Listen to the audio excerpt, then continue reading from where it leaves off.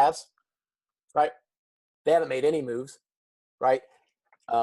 Jeff Green has left. He's signed elsewhere. We've lost a couple players on free agency.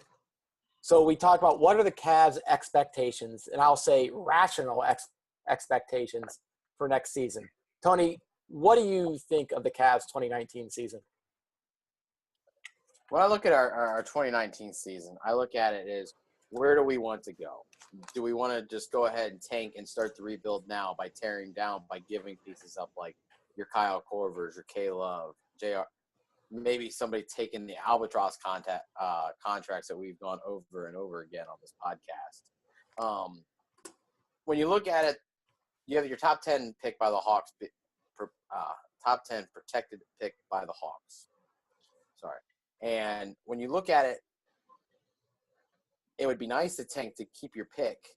However, where the East is stacked up now, I mean, you could maybe make a case to become your Miami Heat, where you're at least going to get the 45 wins and kind of play in that mediocrity of being a 4 through 6 seed in the East. I mean, it's just where do the Cavs want to go from here? Do they just want to be the middle class of the Eastern Conference and you're at least making the playoffs every year?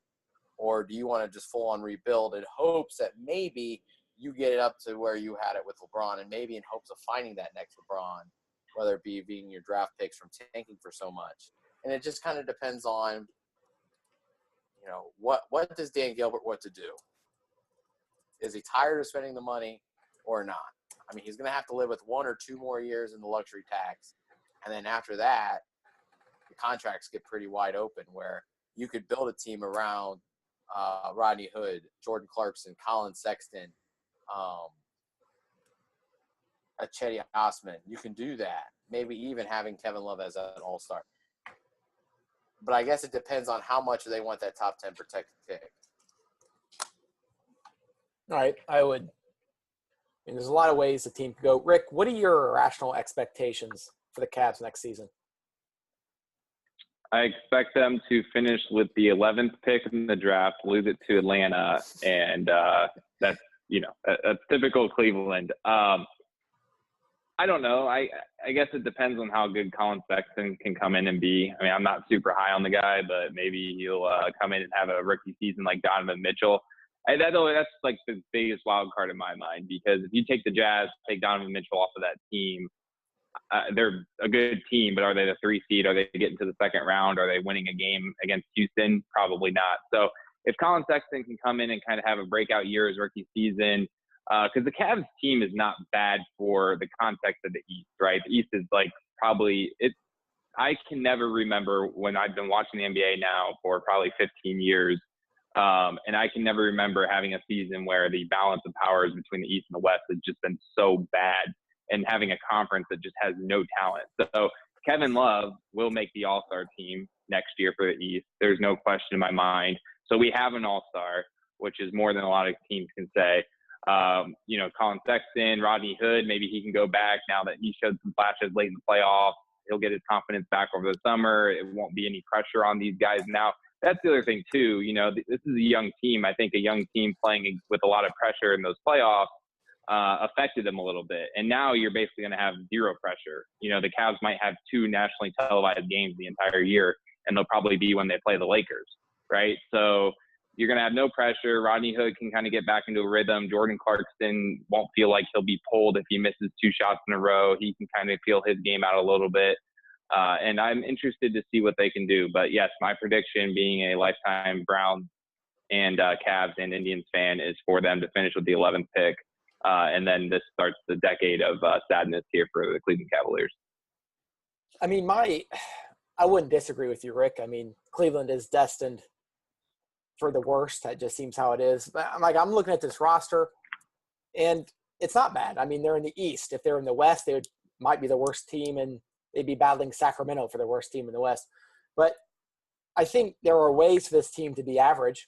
I think if Kevin Love averages 25 and 10, I think if they re-sign Rodney Hood, I think if they let Colin Sexton play and be the young bull that he is, I think there's an opportunity for this team to be okay.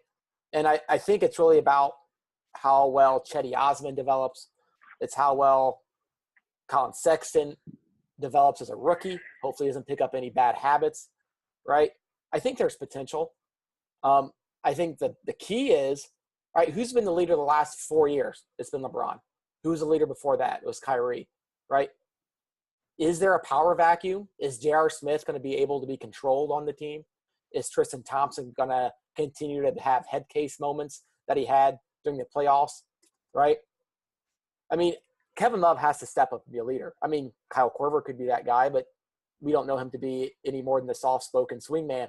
So I think it's on the shoulders purely of Kevin Love. If they keep him, right, he's got to be the guy.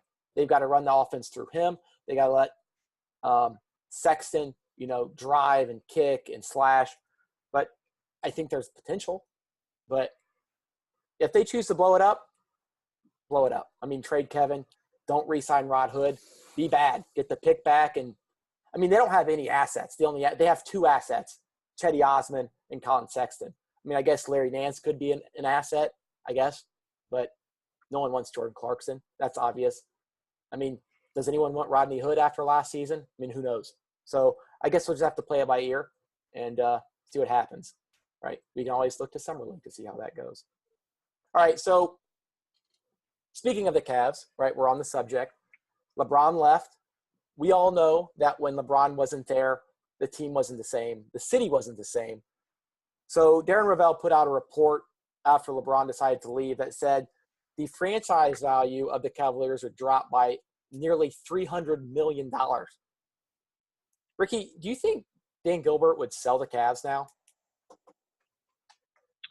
It's a possibility. I know Dan Gilbert's a Detroit guy. I know that he was a part of this group of billionaires that was initiating this movement to revitalize Detroit as a city, and especially the downtown area, and buying up a lot of abandoned housing and kind of rejuvenating that city. So I don't know what that looks like. Obviously, I think he'll hang on to the Cavs to be in the NBA. The thing about owning an NBA franchise right now, it's kind of like owning a hot stock in the market, right? Because the NBA is just on this meteoric rise that it's on. And why would you sell, even if your franchise loses $300 million, you still get all that revenue sharing that the NBA gets from all the TV dollars that they have.